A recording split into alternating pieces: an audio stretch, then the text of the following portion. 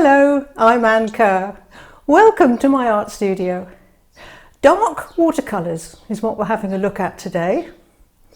We can all mix the colours in our paint boxes with other colours in order to make them darker, but I'd like to introduce you to some colours that already have a very intense darkness, and when they're diluted they release some very beautiful but quite subtle other colours. So, are you ready?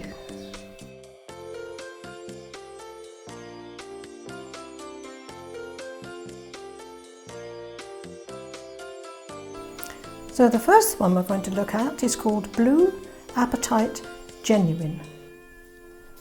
So I'll put the paint on and I'll dilute it and then I'll tell you something about it.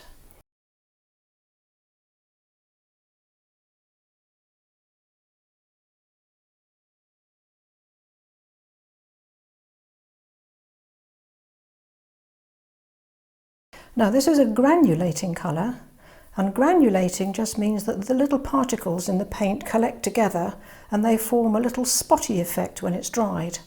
If you haven't seen my video on granulation, I'll put a link to that up on the screen for you and at the cards at the end, so you can watch that one and find out some more about granulation. Now this can be really inky black up at this end, and then as it gets down, as it's being diluted, can you imagine that this could be used for if you're painting some trees away in the distance where you've got that sort of subtle bluey green colour, cool bluey green colour, wonderful for that. And also you can imagine that that could be used for putting the darkness into waves if you're painting a seascape. It's a transparent colour and it's non-staining. I'm not a great lover of staining colours. Some people love them, but I like to be able to lift my paint off the paper with a wet brush. And if you've got a staining colour, then it makes life that little bit more difficult. But as I say, some people love them and it's purely down to personal choice. Now the next one we're going to look at is called Sodalite Genuine. And here again you can see the lovely rich dark colour that you can get if you want it, and then we can dilute it down.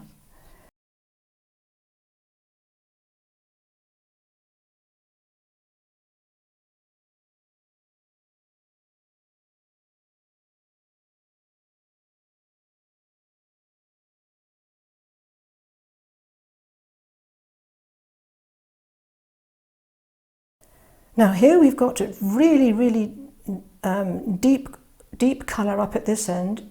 I could probably even make it even darker than that. There you go. So you can almost get down to black.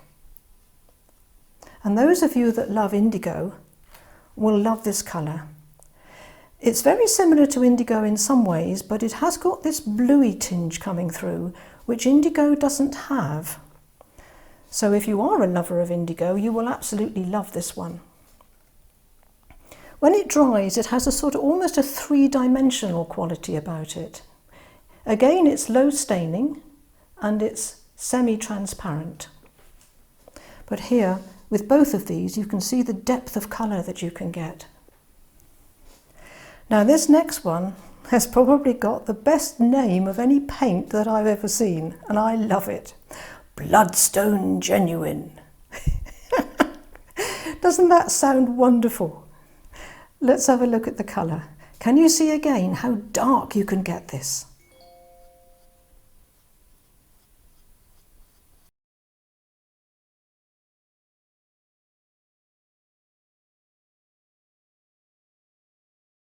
Now some of these will look a little bit different when they're dried, so I will let you see them at the end after they've had a chance to dry.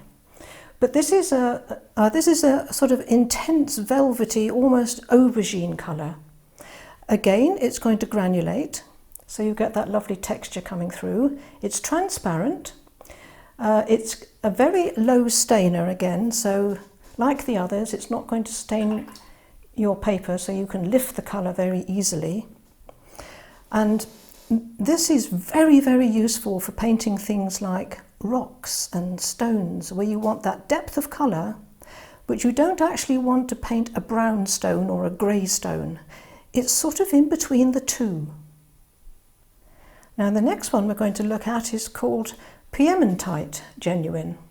Now this is probably my favourite extra colour that I keep for special occasions. I don't have it in my everyday box, but it's one of the colours I really love using.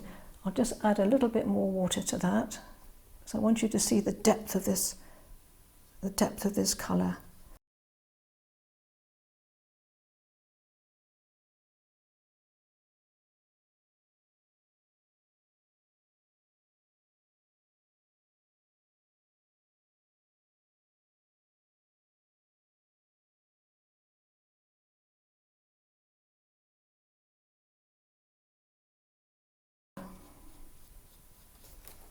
It's almost a sort of a deep, ruddy sort of mix between violet and red. A sort of deep reddy brown. It does granulate, it's transparent and low staining. Now this I very often use when I'm painting something like autumn leaves. You know how the red forms in the autumn leaves when they're turning brown and yellow, and that lovely deep sort of reddy colour. It's wonderful for that. And also, sometimes when you're painting something and you want some warmth in the foreground, we usually reach for something like our burnt siennas and the earthy colours, the warm earthy colours and things along those lines. But this one is just that little bit different to using the usual burnt sienna. It's got that lovely deep reddish glow about it, but it's not an in-your-face colour. It's a very subtle colour. Now this next to last one is called Zoecite, and again you can see the real depth of colour you can get when it's concentrated, and then as I dilute it you'll see what the colours are actually made of.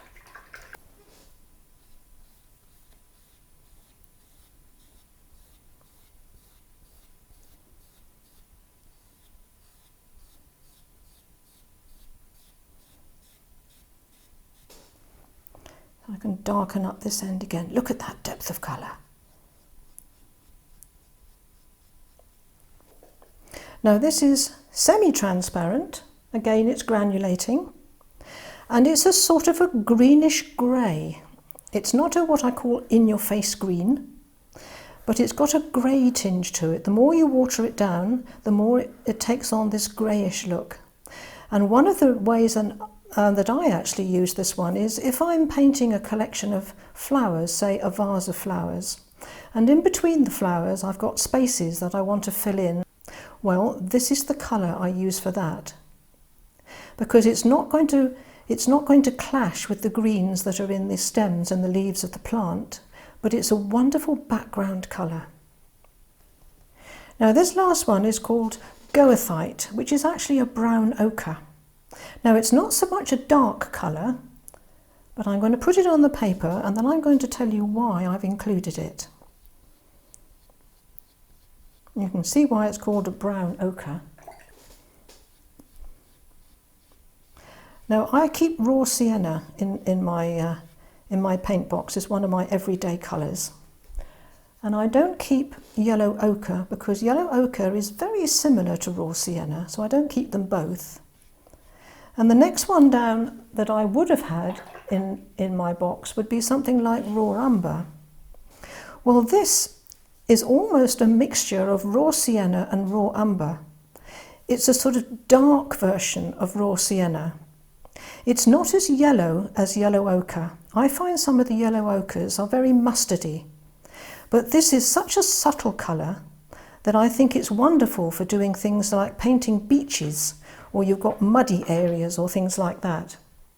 There again, it's low staining, it's semi-transparent, it granulates beautifully, and it just has that warmth about it without having that sort of rich yellow look.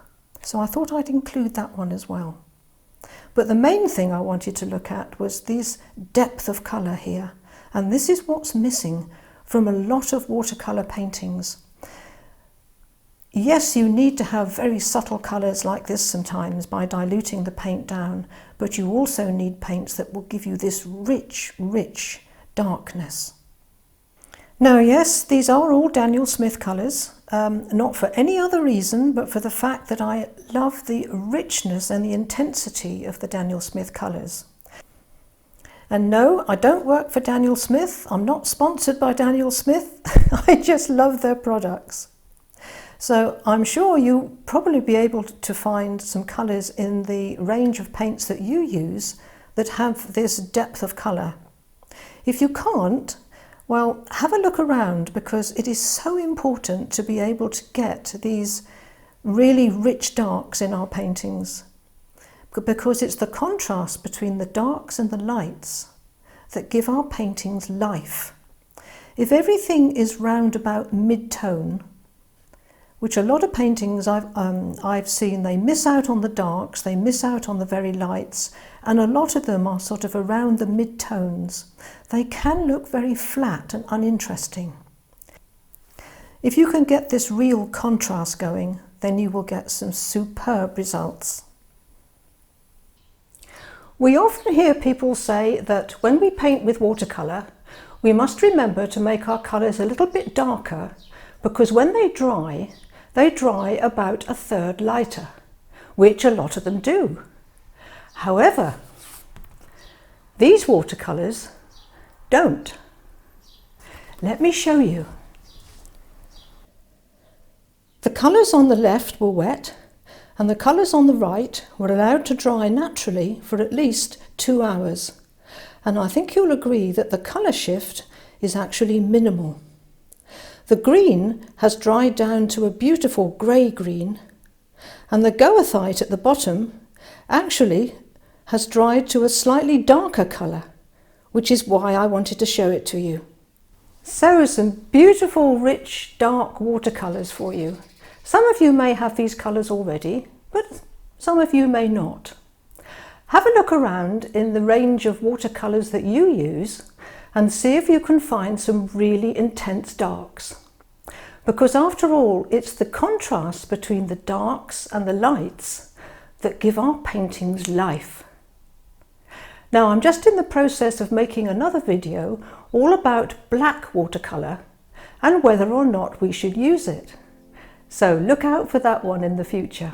I think you'll find it interesting. If you found this particular video interesting, then please consider clicking that little subscribe button and the bell icon, because that lets you know when I upload another video for you. If you've enjoyed this one, then give it a thumbs up. Thank you for watching, and I'll see you next time. Now remember, there is an artist in everyone. Goodbye for now.